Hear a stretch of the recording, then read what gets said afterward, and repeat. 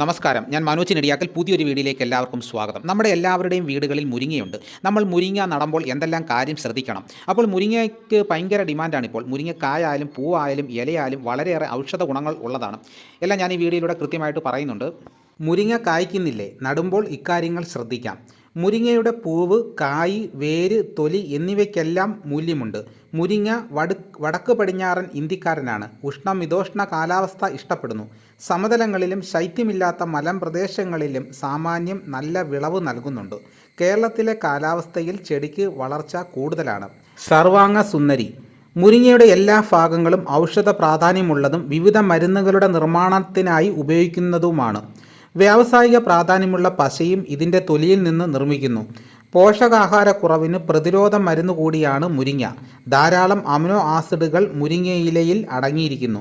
ഇലയും കായും പൊടി രൂപത്തിലാക്കി ദീർഘനാൾ സൂക്ഷിച്ചു വയ്ക്കുന്ന സാങ്കേതിക വിദ്യയും നിലവിലുണ്ട്.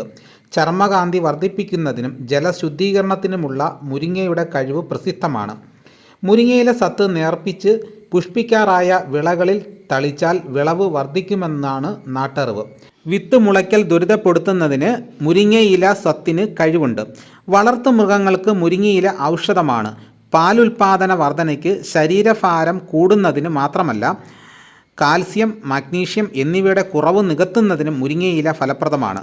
മൃഗങ്ങൾക്ക് നൽകുമ്പോൾ നേരിയ അളവിൽ പച്ച ഇലയോ വെയിലത്തുണങ്ങിയ ഇലയോ നൽകി ക്രമേണ അളവ് വർദ്ധിപ്പിക്കാം. മുരിങ്ങക്കുരു എണ്ണയ്ക്ക് വിപണിയിൽ പൊന്നും വിലയാണ്. ഇനിയിപ്പോൾ നമുക്ക് നടുന്ന രീതി നോക്കാം. ജൈവാംശം കൂടിയതും മണൽ കലർന്നതുമായ പശിമരാശി മണ്ണാണ് മുരിങ്ങ കൃഷിക്ക് അനുയോജ്യം. മഴ കുറഞ്ഞ വരണ്ട പ്രദേശങ്ങളിൽ നല്ല കായ്ഫലം കിട്ടും. 4 മീറ്റർ അകലത്തിൽ കുഴികളെടുത്ത് കമ്പുകൾ നടാം. 1.5 മീറ്റർ നീളമുള്ള കമ്പുകളാണ് നടേണ്ടത്. 2 അടി താഴ്ചയിൽ കുഴികളെടുത്ത് മേൽമണ്ണും അടിവളവും ചേർത്ത് നിറച്ച ശേഷം വേണം നടാൻ. വേര് പിടിച്ചു കിട്ടാൻ മാത്രം നന മതി. 1 മീറ്റർ ഉയരമെത്തുമ്പോൾ അഗ്രഭാഗം നുള്ളി ശിഖരങ്ങൾ പൊട്ടാൻ അനുവദിച്ചാൽ അധികം ഉയരം വയ്ക്കാതെ വളർത്തിയെടുക്കാം. കാലവർഷാരംഭത്തിൽ തടമെടുത്ത് ജൈവവളം ചേർക്കുന്നത് നല്ലതാണ്. വളപ്രയോഗത്തിന് മുൻപ് മണ്ണിൽ ഡോളോമേറ്റ് ചേർത്ത് കൊടുക്കുകയും വേണം. ഉയരം കുറഞ്ഞ ഒരാണ്ടൻ മുരിങ്ങകൾ സാധാരണ വിത്ത് പാകിയാണ് മുളപ്പിക്കാറുള്ളത്. വിത്തുകൾ, തൈകൾ 2.5 മീറ്റർ അകലത്തിൽ വേണം നടാൻ. 6 മുതൽ 9 വരെ മാസത്തിനുള്ളിൽ ഇവ വിളവ് തരും. ജൂൺ മുതൽ ഡിസംബർ വരെയുള്ള സമയങ്ങളിൽ വിത്തുകൾ നടാം.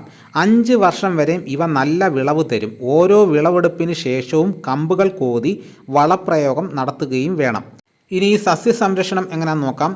കീടരോഗബാധ മുരിങ്ങയ്ക്ക് പൊതുവെ കുറവാണ്. കീടരോഗബാധയേറ്റ ശിഖരങ്ങൾ മുറിച്ച് കളയുകയും നശിപ്പിക്കുകയും ചെയ്ത് തോട്ടം വൃത്തിയായി സൂക്ഷിക്കുകയാണ് ആദ്യ മാർഗം. മഞ്ഞ കാർഡുകളിൽ ആവണക്കണ്ണ പുരട്ടി ട്രാപ്പായി സ്ഥാപിക്കാം. പുഷ്പവിളകൾ, ചോളം എന്നിവ അതിർത്തികളിൽ വച്ച് പിടിപ്പിക്കുന്നത് മിത്രകീടങ്ങളെ കൃഷിയിടത്തിലേക്ക് ആകർഷിക്കുന്നതിന് ഇടയാക്കും. നാടൻ ഇനങ്ങൾ: പാൽമുരിങ്ങ, കൊടിക്കാൽ മുരിങ്ങ, ഒരാണ്ടൻ മുരിങ്ങ. മറ്റിനങ്ങൾ അനുപമ, രോഹിത് 1. ഇതോടുകൂടി വീഡിയോയുടെ പൂർണ്ണമാകുന്നു. വീഡിയോ ഇഷ്ടമായെങ്കിൽ ഒന്ന് ലൈക്ക് ചെയ്യണം. നിങ്ങൾ ആദ്യമായിട്ടാണ് ഈ ചാനൽ കാണുന്നതെങ്കിൽ സബ്സ്ക്രൈബ് ചെയ്യാൻ മറക്കരുത്. മറ്റൊരു വീഡിയോയുമായിട്ട് ഉടനെ എത്താം. എല്ലാവർക്കും എൻ്റെ നന്ദി.